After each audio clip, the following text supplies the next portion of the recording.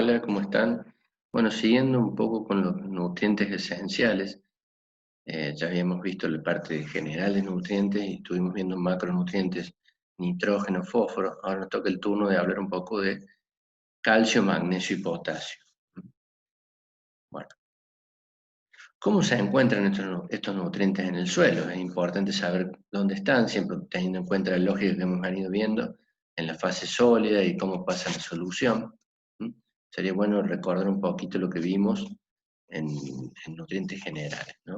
Teníamos este gráfico, esta imagen donde nos pone un poco en foco, digamos, para el calcio, magnesio y potasio, ¿dónde los podemos encontrar? Ya hemos visto que la solución del suelo, en este caso, no es reservorio de estos nutrientes, entonces, digamos, es muy importante cómo están en la fase sólida, formando parte de minerales, digamos, primarios, sería una de las formas, pero piensa que el proceso de aporte de la solución es lento, o sea que para un ciclo de cultivo no sería muy importante. El grueso es más importante, está ubicado acá, el reservorio mayor de estos nutrientes está en los iones de intercambio. Intercambiable es la forma, y fíjense que el intercambio es rápido a la solución. A medida que la planta va tomando la solución, el aporte desde el intercambio es casi instantáneo. Y otro de los lugares también puede ser formando algunas sales que tengan estos nutrientes. Digamos, el proceso sería disolución o precipitación y es de lento a moderadamente lento. Entonces, estando así, llegaban a la solución y podían estar disponibles para que las plantas los tomen.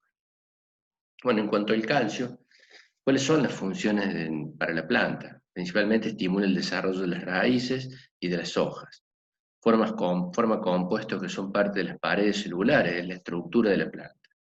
Ayuda a reducir nitratos en la planta, ayuda a activar varios sistemas de enzimas, ayuda a neutralizar ácidos orgánicos y es requerido en grandes cantidades por las bacterias fijadoras de nitrógeno. O sea, indirectamente, no para la planta, pero sí para las bacterias que asociadas a la planta le van a proveer nitrógeno, es muy importante tener calcio en el suelo.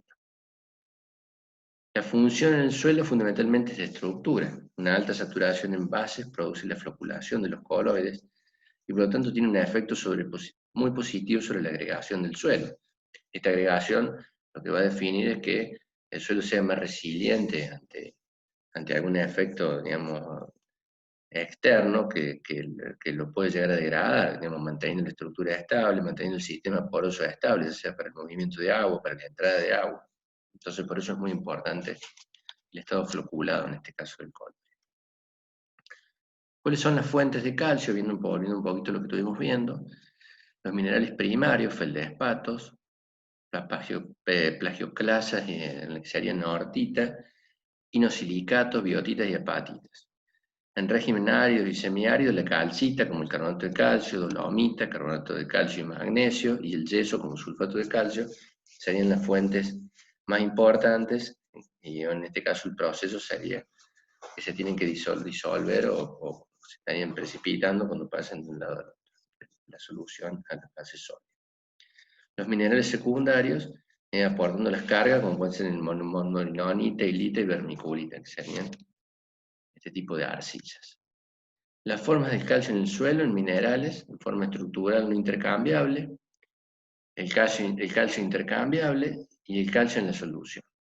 Bueno, y lo que vimos en algunas sales también que pueden estar presentes en el suelo. Entonces serían las formas que lo podemos encontrar. Para lo que es los cultivos, en un ciclo de un cultivo, ¿cuál es el que más importancia tiene? Principalmente es este, ¿no? El calcio intercambio. Ya dijimos que en solución hay muy poquito y tienen que estar constantemente abastecidos, principalmente por el intercambio. Ejemplo a nivel de orden de suelo, en cantidad, los oxisoles, digamos, que están generalmente en suelo, digamos, en ambientes más cálidos, con mucha lluvia, hay poca cantidad de cationes, poca capacidad de retenerlos, digamos, todos estos cationes se han lavado, ¿no? En el caso de los vertisoles hay alta cantidad de calcio, son muy carbonatados y hay una elevada capacidad de retener. Y en el caso de los molisoles es una situación intermedia entre los dos, en relación a cantidad y capacidad de retención. Absorción y translocación del calcio en la planta. La absorción lo toman como ion calcio, más 2. La absorción por raíces jóvenes y proceso pasivo no requiere energía para la entrada a la planta.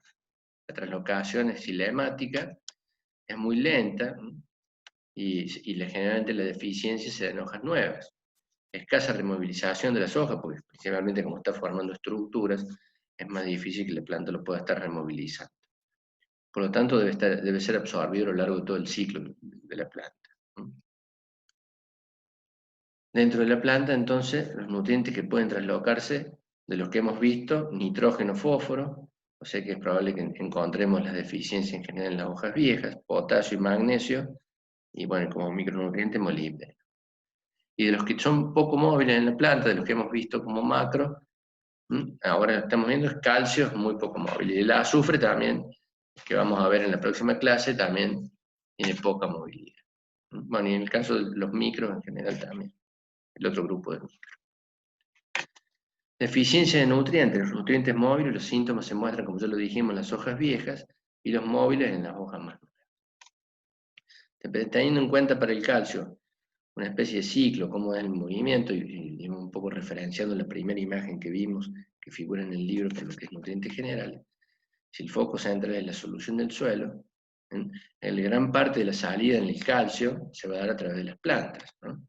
Puede haber lavado, si en suelos, si está ubicado en un ambiente que es con mucha lluvia y temperaturas elevadas, digamos, se puede llegar a dar la pérdida por lavado de esos cátiones. Pero en general, para lo que son tosmorisoles de climas templados, gran parte de la salida se da por las plantas, ¿no?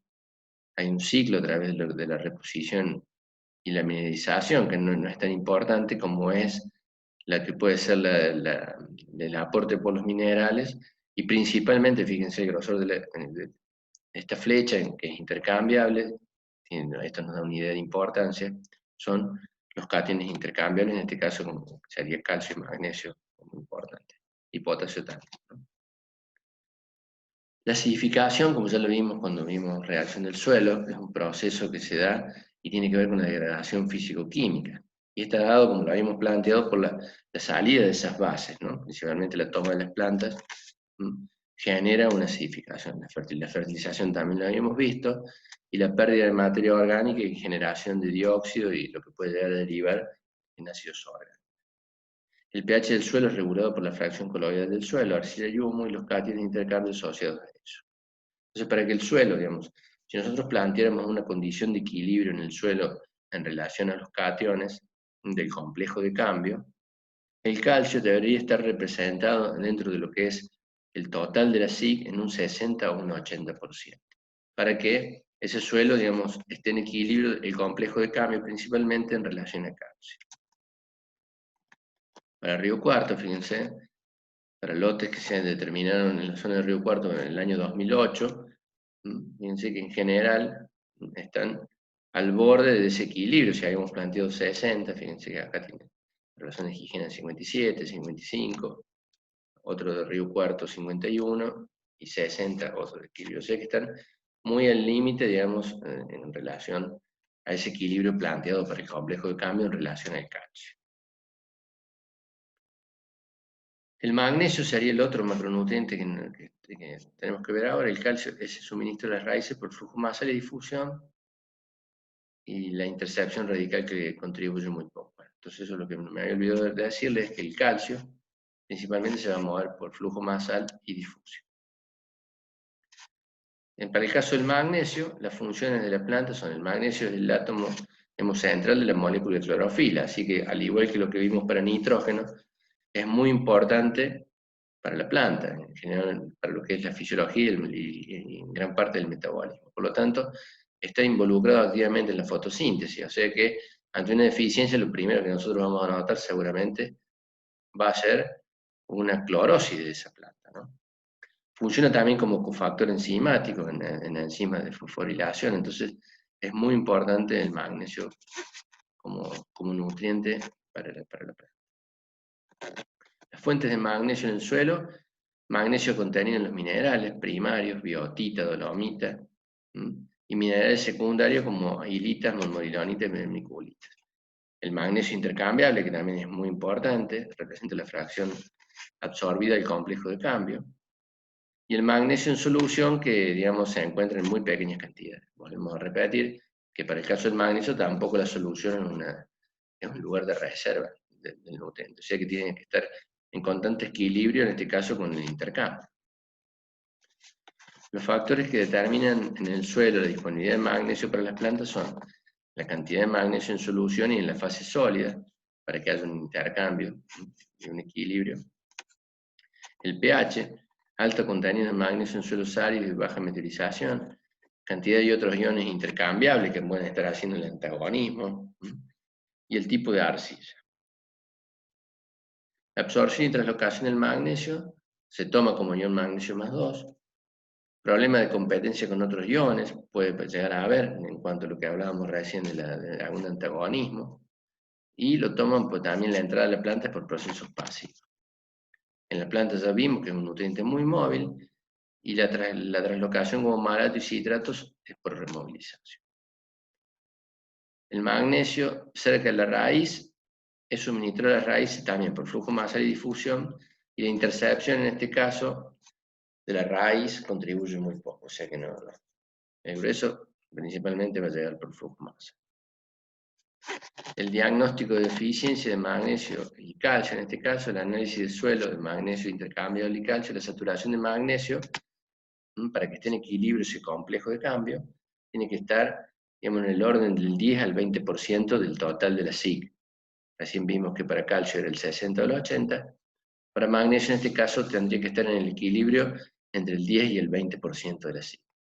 La relación entre calcio y magnesio, para que esté en equilibrio, tiene que estar en una relación 10 a 1 o 15 a 1. Por cada 10 átomos de calcio tiene que haber uno de magnesio, 15 a 1. Aproximadamente ese es el rango de equilibrio. Pero no olvidar entonces que para que el complejo, digamos, de cambio esté equilibrado en relación a magnesio, tendría que estar entre el 10 al 20% de la SIC. La deficiencia de magnesio, como dijimos recién, tenía que ver con una clorosis. En gramíneas, sobre todo, se destaca mucho esta clorosis internerval, que es rayado de la hoja. En el caso de soja también es una clorosis y una clorosis internerval marcada. Bueno, y por último, el otro macronutriente que tenemos que presentar acá es el potasio, que también está muy relacionado, lo que tiene que ver con el complejo de cambio. Es un macronutriente esencial. Las funciones en la planta son el elemento irreemplazable en procesos metabólicos, funciones fisiológicas y bioquímicas. Digamos, la regulación de la apertura estomática, control de la transpiración, todo lo que es la osmorregulación, el potasio interviene, digamos, en gran forma en la planta. Y bueno, y tiene que ver también como en una colaboración en lo que tiene que ver con la fotosíntesis. El potasio en la fase sólida se encuentra en los suelos formando parte de minerales primarios. Los más importantes son los feldespatos potásicos en la fase sólida, con más del 14%, la muscovita y biotita, las cuales, digamos, tienen en su composición alrededor del 10% de este elemento.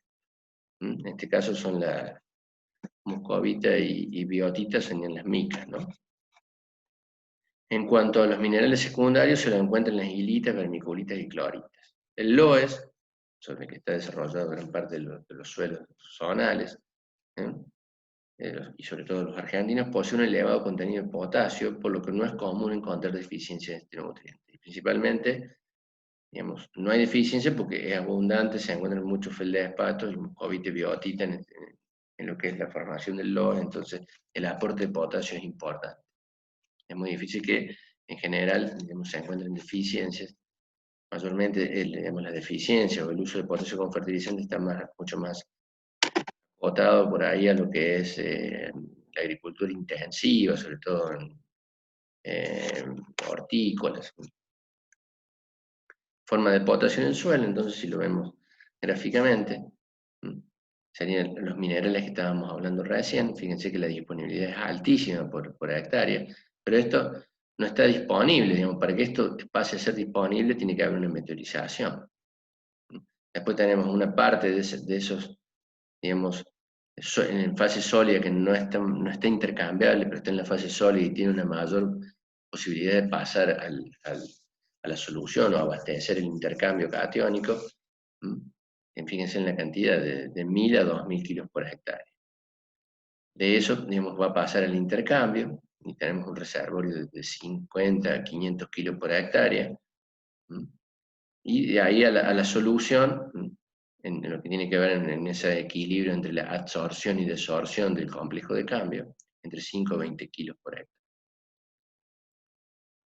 Bueno, acá gráficamente estarían digamos, las partes que nosotros estamos en el intercambio y en la solución. Factores que afectan la disponibilidad de potasio, tipos de arcillas, suelos que contienen vermiculita o monoligonita tienen más potasio que los que contienen predominantemente caulinitas, ya que estas últimas son muy meteorizadas y de bajo contenido de potasio.